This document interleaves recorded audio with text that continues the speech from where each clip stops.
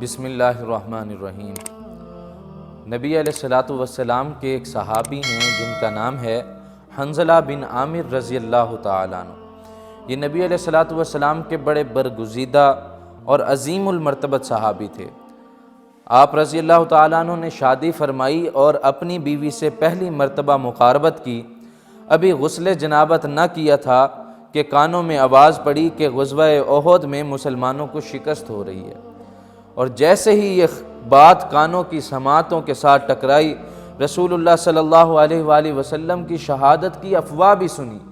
ایک تو یہ سنا کہ مسلمانوں کو شکست ہو رہی ہے، پھر اس کے اوپر سونے پر سہاگا یہ بھی پتہ چلا کہ رسول اللہ صلی اللہ علیہ وآلہ وسلم شہید ہو گئے ہیں۔ اس آواز کا سننا تھا کہ رہ نہ سکے،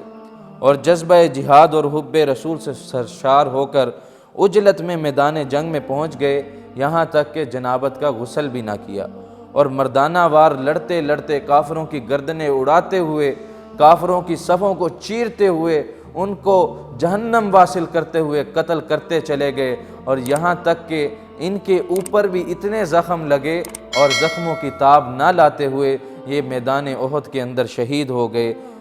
اب لڑائی کے بعد صحابہ کرام رضوان اللہ علیہم اجمعین نے دیکھا کہ ان کو ایسے ان کی لاش مبارک ہے جیسے اس کو غسل دیا گیا ہے،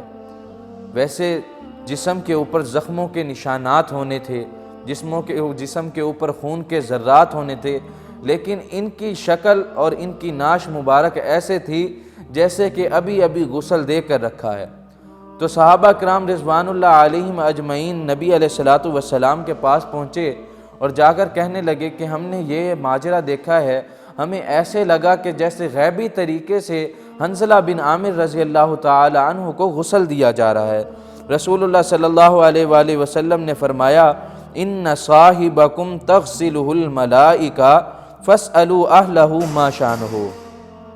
کہ تمہارے ساتھی کو فرشتوں نے غسل دیا ہے، ان کی بیوی سے حقیقت حال معلوم کرو کہ آخر کیا وجہ تھی، ان کا ایسا کیا عمل تھا جس کی وجہ سے فرشتے انہیں غسل دے رہے ہیں۔ چنانچہ جب ان کی بیوی جمیلہ بنت ابی بن سلول سے دریافت کیا کہ آخر کیا وجہ تھی کہ حنظلہ بن عامر کو فرشتوں نے غسل دیا ہے، تو انہوں نے بتایا کہ وہ جنابت کی حالت میں ہی گھر سے نکل گئے تھے، ان کے کانوں کے اندر یہ بات پڑی تھی کہ مسلمانوں کو شکست ہو رہی ہے اور نبی علیہ الصلوۃ والسلام شہید ہو چکے ہیں، تو وہ اس کی تاب نہ لا سکے، اور جذبہ محبت میں اور جذبہ دیوانگی کے اندر سرشار ہو کر اپنی تلوار اٹھا کر میدان احد کی طرف نکل پڑے، اور جس وقت وہ شہید ہوئے شاید اسی وجہ سے رسول اللہ صلی اللہ علیہ وآلہ وسلم نے فرمایا کہ انہیں فرشتوں نے غسل دیا، کیونکہ وہ جنابت کی حالت کے اندر شہید ہو چکے تھے۔ چنانچہ اس دن کے بعد سے حضرت حنظلہ بن عامر رضی اللہ تعالی عنہ کا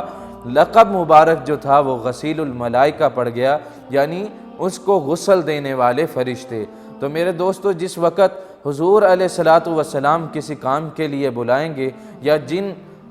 احکامات کا انہوں نے حکم دیا ہے ان پر عمل کرتے ہوئے اگر ہم سے کوئی کمی کوتاہی بھی ہو گئی تو اللہ تبارک و تعالی فرشتوں کے ذریعے سے مدد فرما کر اس کمی کو پورا کر دیں گے۔ اللہ تبارک و تعالی سے دعا ہے کہ نبی علیہ الصلوۃ والسلام کی سنتوں پر عمل کی توفیق عطا فرمائے۔ وما علی الا البلاغ۔